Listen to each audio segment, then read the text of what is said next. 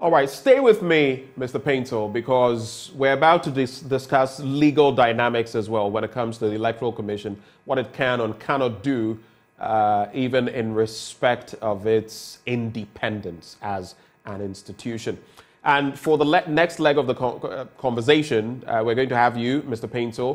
We have Dr. John Osai Kwapong here in the studio. Let me also bring on board Haruna Mohammed. He is Deputy General Secretary with the NPP. We also have joining the conversation Mustafa Bande.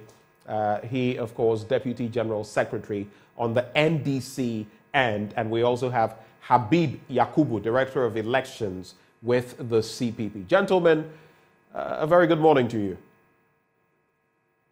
Thank you.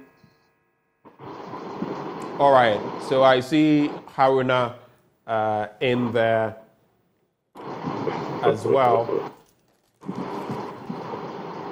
So, gentlemen, let's kickstart the conversation from your end before we come into the studio and speak to our other guests. What we know so far, the EC is set to begin the registration exercise in the districts, which has become a bone of contention. We do know that there are those injunctions, or the injunction that has been filed by a group of 5 political parties, including the National Democratic Congress, the largest opposition party. Now, per the EC, this 21-day exercise is scheduled to end on October the 2nd, and the EC has targeted to register at least 1.35 million persons in the 2023 vote. I'll start with you, Mustafa Bande. With the injunction and then the approach by the Electoral Commission, what is your initial reaction to it?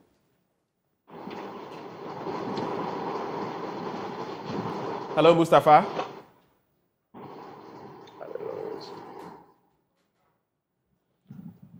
Hello, Mustafa. Can you hear me? Can you hear me now? I can hear you. Did you get the question? So, yes, good morning to my co-panelists. First of all, we think that continuously there is a particular deliberate plan to traverse justice for the people of Ghana, because in whatever situation it is, we believe that every Ghanaian has the right to be heard. And justice delivery should be a priority of every democratic country. All right, we appear to be struggling with the connection of Mustafa Bande. Mustafa, we'll try to work things out and get back to you. But coming to you, Haruna, listening to the discourse so far, and 5 political parties raising major concerns, for which reason an interlocutory injunction has been placed on this matter, yet the Electoral Commission is going full steam ahead. Is this the right way to go about things? I say good morning to your cherished viewers, and good morning to my colleagues on the other side of the conversation. I think that I have stated our party's position on this weekend on your very important program over the weekend on Newspark. The MPP is not against any decision by the other political parties to file an injunction in court to restrain the Electoral Commission proceeding to conduct the voters or the limited voters registration exercise. I think that it is grounded in law that they can take that decision. However, we, the MPP, disagree with the position of going to court, not the position that they ascribe in their injunction. I am not a lawyer, but I would want to know, application for injunction, is it also the same as what the court has heard and approved of? So if there's application and the application hasn't been heard, I don't know whether their application can be implemented. You know, we live in democracy and we follow through all other processes within the legal frame. So we need to be able to distinguish between the application and a granted application by a competent court of jurisdiction. If you read the positions of our... Go ahead. If you read the positions of our brothers in the other political parties, yes, they have very good reasons. But however, read the Constitution and the exercise that the Electoral Commission is taking on. If you go to read a portion that they have quoted, which is Article 42 of the 1992 Constitution, it said, every citizen of Ghana of 18 years of age or above and of sound mind has the right to vote and is entitled to be registered as a voter for the purpose of public elections and referenda. It means that they have the right to be registered, but their right to be registered is not to draw closer the registration venue to them, because the decision to draw the registration venue, it is the right of the Electoral Commission to do so. If it is drawn closer to them, it's an advantage, but distance cannot be a barrier to voters to be able to exercise their right to be registered. Remember, your right to register and vote is not compulsory. It is for you to exercise that. So if venue or the distance of a registration center is a barrier to you, it's for you to decide to exercise your right, irrespective of the distance. So we as a political party, we think that there are so many avenues to be able to achieve that. And we thought that dialogue would have been the better way for us to be able to talk with the Electoral Commission. If you check the electoral system in Ghana, from 1992 to date, our decision to go to write the stolen verdict, our decision to contribute to the transparent nature of ballot system, the register system, the biometric system, we have always used legitimate means and be able to talk and negotiate so that at least our point will be established within the legal frame. So for them to go to court, they are right.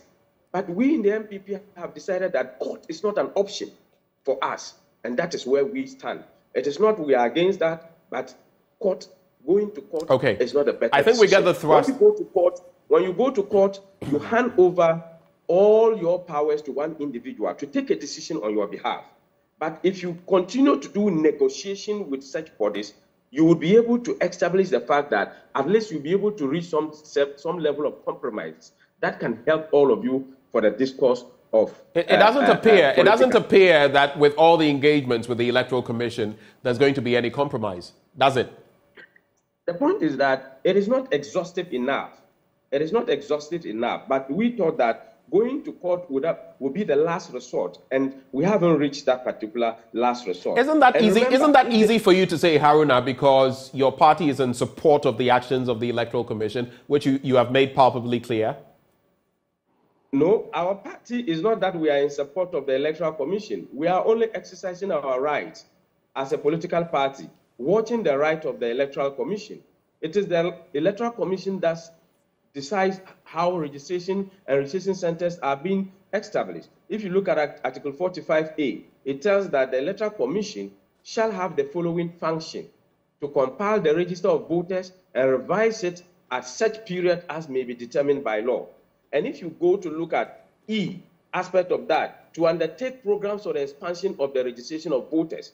They didn't say for the expansion of registration of voting centers. If you check the 2019 registration of voters, they expanded it through a gazette, and it is them. They have also decided, if you read the provisions as established in CI 91 2B, I heard them read it constantly, where they say that the suitability of the place for use as a polling station on election day. It is the Electoral Commission, not anybody that is going to decide whether it is suitable. They have so decided. What do?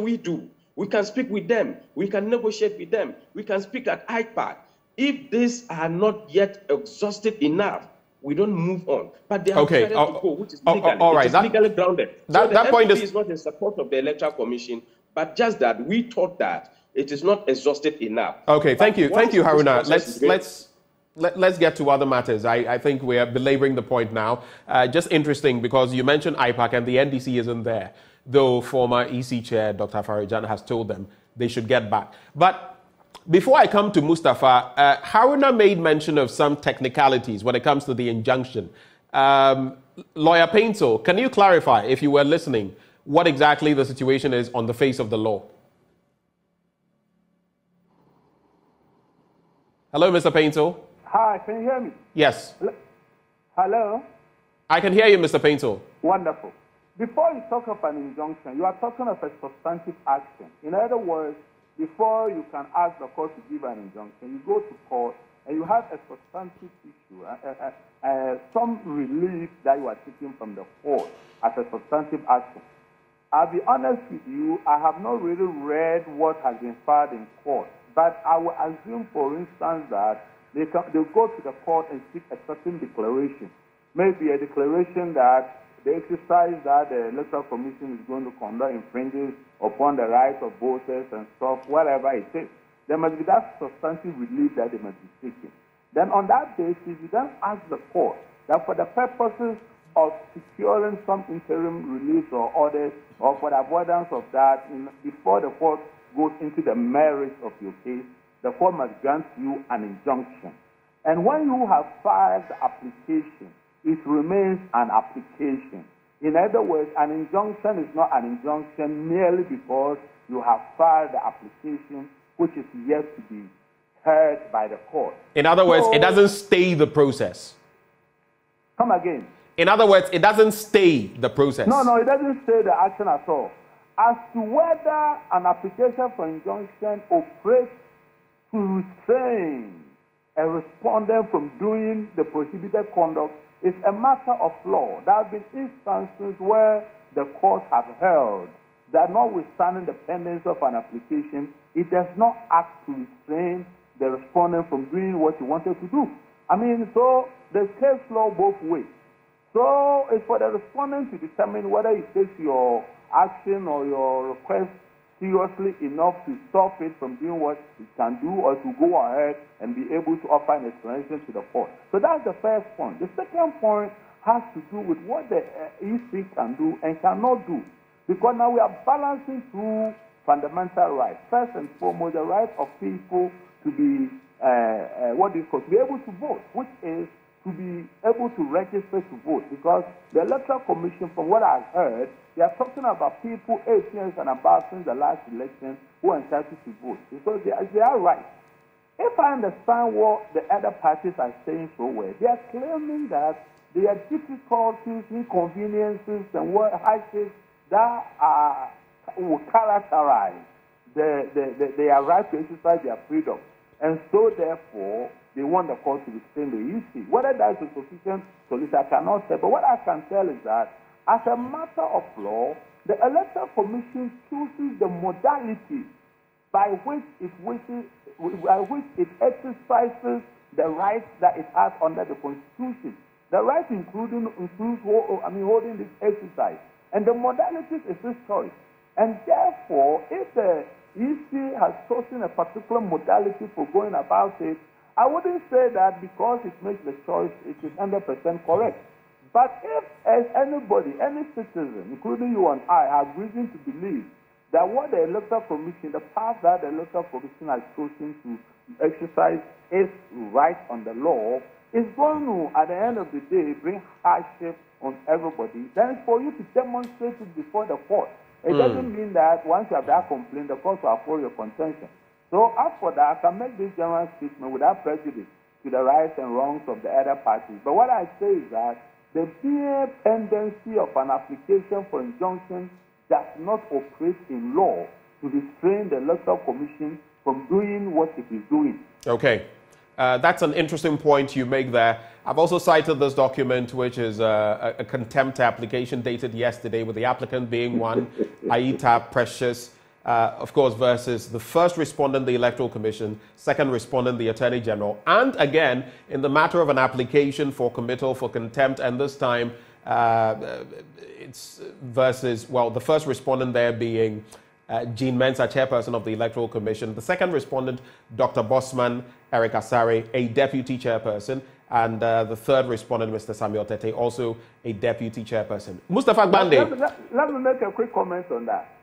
Very quickly, I'm bringing in Mustafa. Somebody should go and read an authority called Ex parte Perco, which is a decision of a court of Ex parte what? Perko. Perko. P-R-K-O. I can't give the citation, but this is the one you Google, you'll get it. In a chieftaincy matter in which the chief was cited for contempt because there was a pending action against the chief in respect of certain traditions or customs. And the chief was convicted for contempt in the High Court system. When it came to the Court of Appeal, the Court of Appeal, Benny Dancer was the judge of the Court of Appeal. He gave the leading judge. And he says that the institution of chieftaincy is too important for it to be allowed to stay vacant at any point in time. And therefore, the mere filing of an application for injunction in a chieftaincy matter will not necessarily operate to restrain the chief from performing his customary function. Okay. And if it were not so, then an application for injunction would then become an unnecessary pressure on the chief's position, and it will only act or work to rather work mischief. In all circumstances, what it means is that anytime a chief is served with an application for injunction that he must not perform his whatever, that he must not perform, the Court of Appeal said that institution is too important. And they will not allow anybody by mere filing of an application for injunction to restrain the chief from doing so. I wouldn't know whether that principle established in a chieftaincy case can be applied in a situation where the Electoral Commission is embarking on a national exercise. That is only one of the several things that they must look out for. There are other principles in the law of contempt that the court can always apply to determine whether a respondent was in contempt or was not in contempt, including the fact that you physically serve the process on the person that you intended to be charged for contempt, and so forth and so on. I'm not going to give a lecture on the law of contempt, but I've just cautioned that anybody should look at that authority to determine whether by mere filing application for injunction, the Electoral Commission is sufficiently restrained. Okay. Interesting submission there. Of course, Lawyer Paintel citing for us ex parte Perko, a chieftaincy issue and what happened there, and whether there can be linkages between that applied to the current instance of the Electoral Commission. Mustafa Gbande, can you hear me now? Mustafa, can you hear me? Mr. Gbande, can you hear me? I don't know where you are, but there obviously can I make this? Obviously is interference. Who is speaking? This Haruna. Haruna, you've had your say. Mustafa has not had a take at all. Let me try with Mustafa first, and then. Yeah, but I've been on the line for some time now. Mustafa, can you hear me? Well, it's unfortunate, Mustafa Gbande. It's clear wherever you are, the connection is not so good. Haruna, please go ahead. Wow. To seek this clarification, I talked about application for injunction and then whether the application is granted. And then there's also that aspect of filing. If you apply for, if there's an application for injunction and the application is not filed, can it also be considered that the application is being accepted in the court and also to be proceeded to discuss and granted? I want to get some clarifications on that, because you can apply for, like you have an application in this case, the application has not been properly filed yet, and then it has not been heard and granted. Thank you for that. I was hoping that maybe that would have been addressed as well, but I'll have to come to that later. We also have Ben Habib on the phone, Director of Elections with the CPP. Hello, Mr. Habib. Yes. Thank you very much, and thank you to all your listeners and viewers. Right. You're one of those who actually, put through this application for an injunction. Why? Well, I think there's a lot of reasons why this interlocutory has been put forward. One of the big things is that, the Electoral Commission has to cover this exercise at the electoral. Talking about the approach to the powers of these debate machines from both defeat to both. I understand that that is over 1 million as in your conversation. How popular is Mr. Habib, I don't know what is happening with our connections this morning, but this is terrible. We can't hear from Mustafa. We can't hear from Habib. Habib, we'd be grateful if you could reposition yourself? Because we can't hear anything. Can you hear me? Hello? Yes. Is that Habib?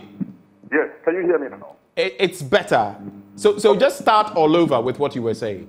Yes, I was saying that, first of all, the Electoral Commission, they are embarking on the constitutional right. But we also have a case here where we think that currently, if you look at the constitution, most people have and you take into consideration that is being limited to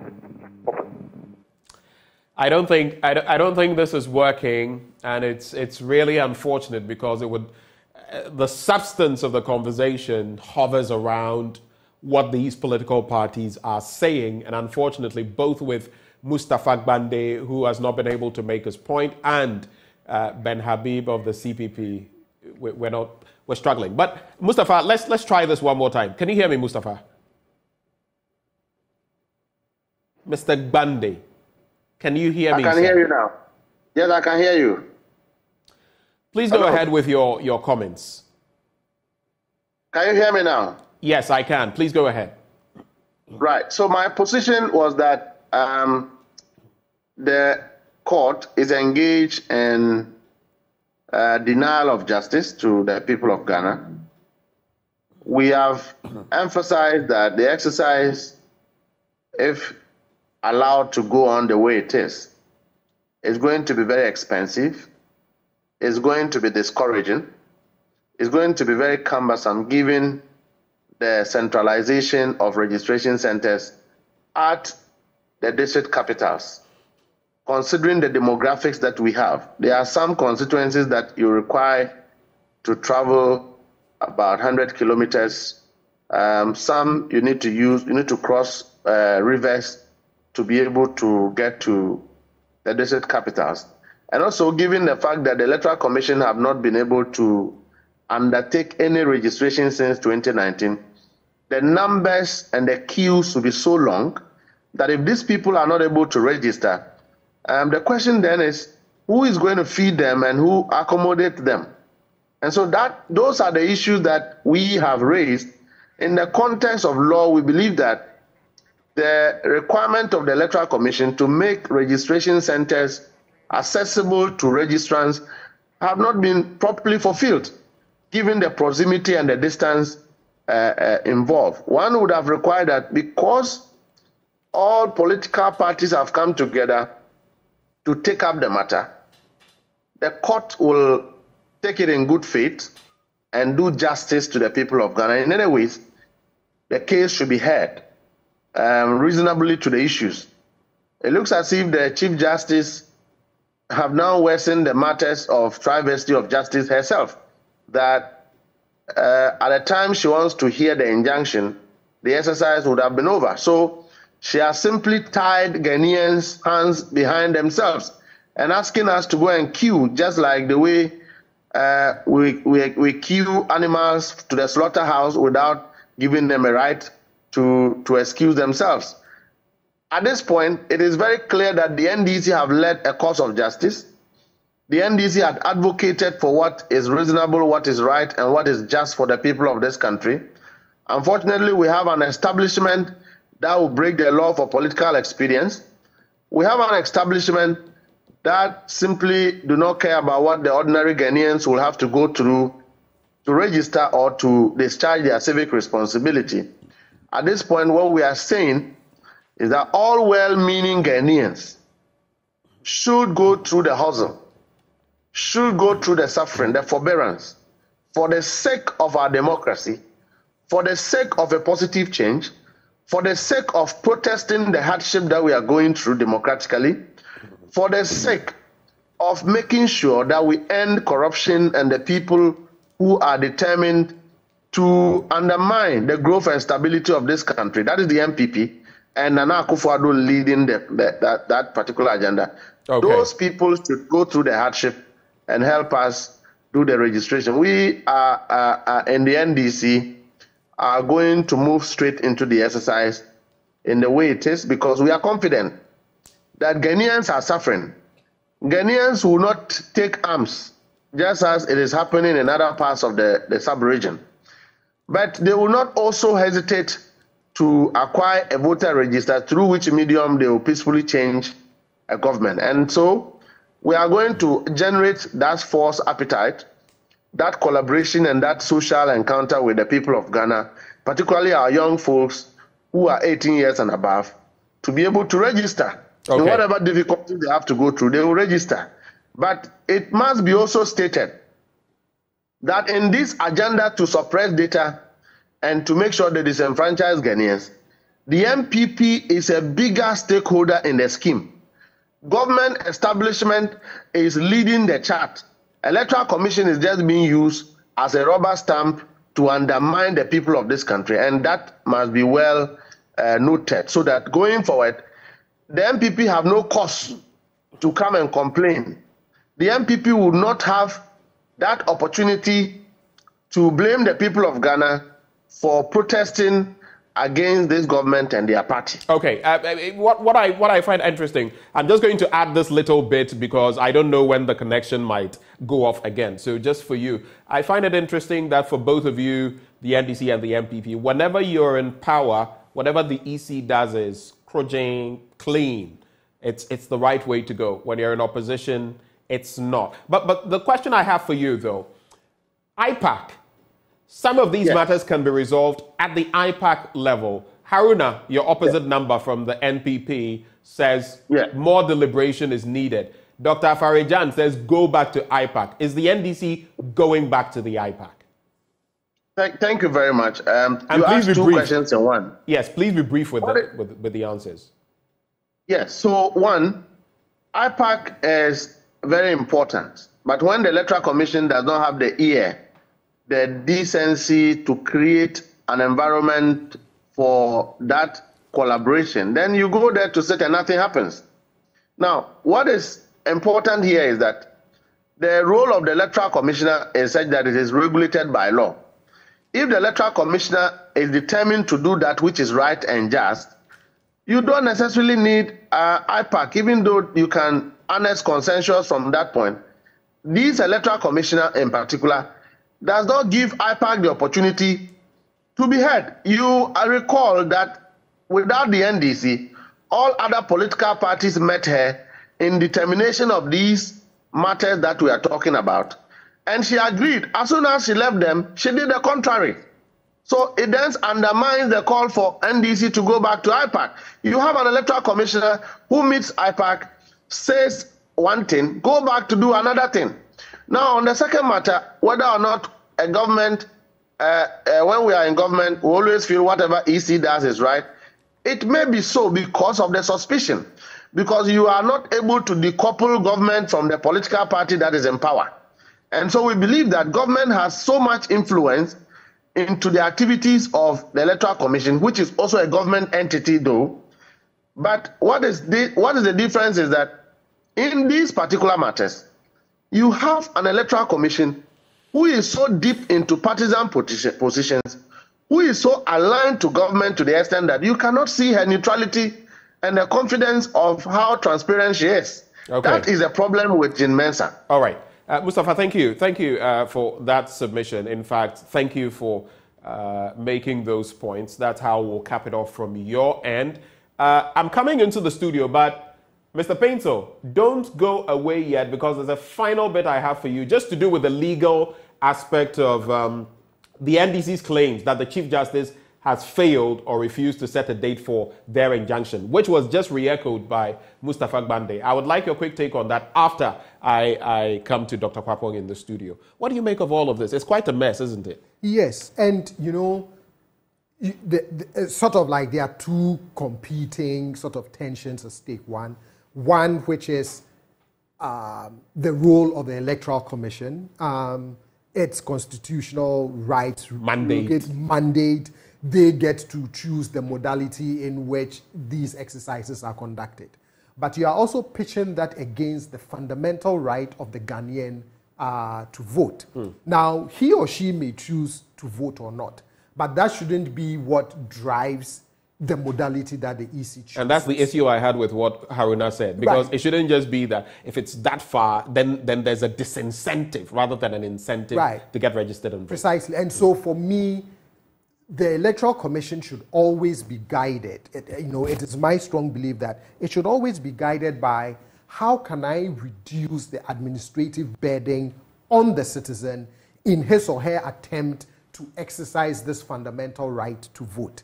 If distance doesn't matter, then why do we, for example, have polling stations, right, that are much closer to the voter? Then we might as well say, you know what, everybody go vote on election day. We will only have it at the district office, right? That is why I keep saying, look, the guiding principle should always be, how can I give the voter that incentive by reducing any burdens they may face in trying to exercise this fundamental right to vote? The other quick point that I would make is that I find it worrying that most of the time we have to end up resolving these issues through the court, right? I think that, Is that in itself a failure of something like IPAC? Because IPAC is not binding, but it's some sort of consensus that has worked since the conception of the Fourth Republic. Precisely, and all of a sudden, IPAC is sort of breaking down, right? But I think some of these things, you can find a way to resolve them administratively.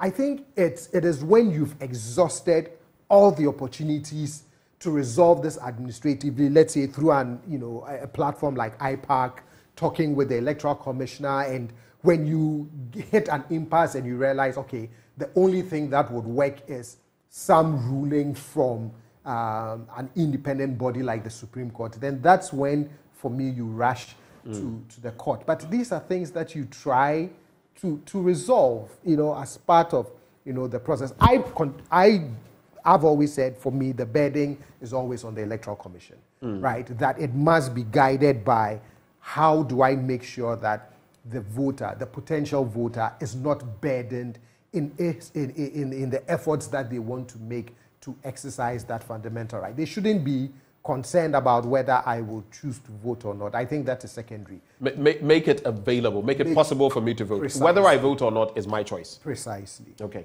Quickly, just as we wrap the conversation, Mr. Painto, can you hear me, sir? Yes.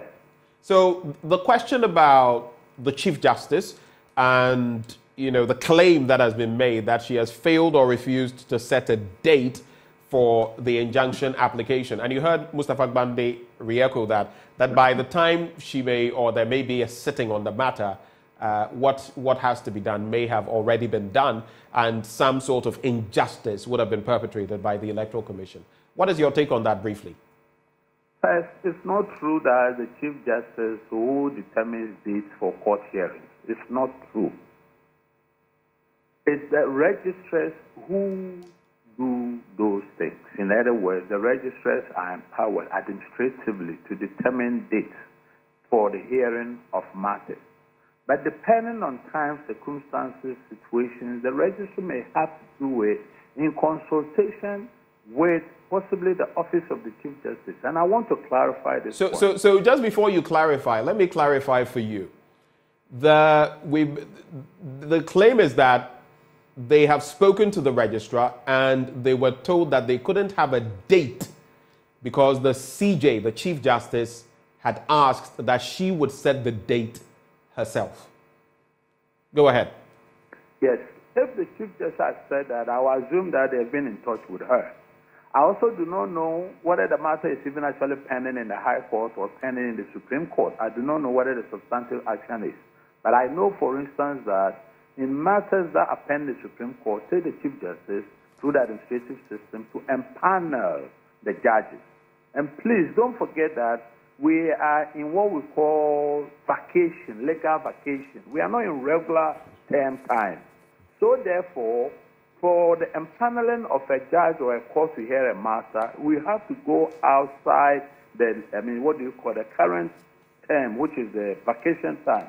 So administratively, he will not have been the only person who has suffered this fate. We are having difficulties having dates fixed because the current, the judges who are the vacation judges, They have full loads on their hands, and sometimes it takes the register to go outside what do you call the current judges who are on vacation to be able to fix it. And you go and the register will tell you. So, I mean, to interpret, so these things are regular things. They are regular things that happen. Possibly we need to go beyond the system that we have. Maybe have an automatic thing that once you slot a button into a particular machine or computer, it will generate something. Ghana, we have not reached that place. And therefore, if there's any legal practitioner who knows of what I'm talking about, and please, I'm open to anybody to challenge me and tell me that what I'm saying is untrue. And therefore, if anybody knows that this is how the system operates, at least for now, and if you happen, let me use a word, you happen to become a victim, you don't use the opportunity to, what they call it, denigrate the whole system, cast insinuation against the chief justice, and so forth and so on. You see, when you have filed an application, it doesn't mean your application is going to succeed. If your application is delayed, as it has, we have an application for injunction, an application before a court, that has been adjourned to the year 2024. Okay. I can tell you, it happens these days. Would you say that the registrar had an interest or the chief justice had an interest? It's a system that we operate which is so overloaded that it cannot really sometimes permit us to have the days and times that we ourselves want. Sometimes you want to, the registrar can give 1 month away. Judges are trying to say 3 months away, 6 months away. But well, you would think, Mr. Painso, that looking at what is at stake here, there would be some urgency in a case like this. And of course, the legal system also has a way of dealing with such exigencies. No. But we'll have to cap off the conversation here. We'll have more time to talk about it moving forward. For the initial conversation on the IGP, we had Adib Sani joining the conversation. We've also had in the studio Dr. John Osai Kwapong. Thank you so much. It's always so refreshing to have you physically in the studio. Kweku Painso is a lawyer as well. You just heard him speak. From the political end, Ben Habib Yakubu of the CPP, Director of Elections. He attempted joining us. We couldn't hear from him, but he was on board. We also had Mustafa Gbande, Deputy General Secretary of the NDC, and Haruna Mohammed, Deputy General Secretary of the NPP. We're going to take a bit of a breather and return talking about the Habitat Fair and the latest installment we have for you. Between the 15th and 17th of this month, we're heading to Tema, and we'll be telling you a bit more about what to expect. But before we take that breather, no matter your water needs, Syntex Tank has it all. Syntex Tank is the first to introduce double layer tanks, and now you can have as many layers as you want. Just tell us. Syntex is the first to introduce white inner layer tanks in Ghana, and now they are introducing to you the customer specifications order, which lets you order any color, any size of your preference as well. Syntex tanks gives you, they give you the longest warranty of 7 years, which no other tank company gives you in Ghana. So whatever your water consumption, size of project or demand, choose Syntex Tank. Now, also note that Syntex has agents nationwide. Just call 0244 335 168 or shop online at syntexgh.com. Syntex Tank, a strong Syntex Tank, a tough. We'll be right back after this break.